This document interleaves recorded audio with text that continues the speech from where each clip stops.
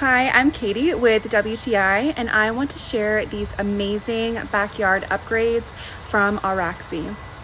So these are the outdoor solar wall lights. I got them in a 4-pack, and I absolutely love these solar lights. We have a backdoor light, but oftentimes it's just not sensitive enough to pick up my dog when my dog is outside, and then she's outside in the dark. These lights motion sensor is much more sensitive, and it just means that whenever my dog is going outside, she has lights on the patio. We're also able to put them in places that we need the most. For instance, around the corner of the house where we previously had no lights.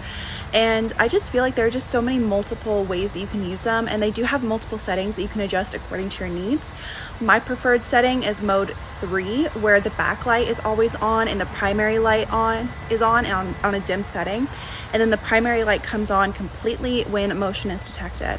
And this setting is great because I just always see some light on the patio, but it isn't wasting energy. They are just so easy to install. You can drill them in, or they also come with sticky pads, which I chose to use. So now you know, try it for yourself. And that is my point of view.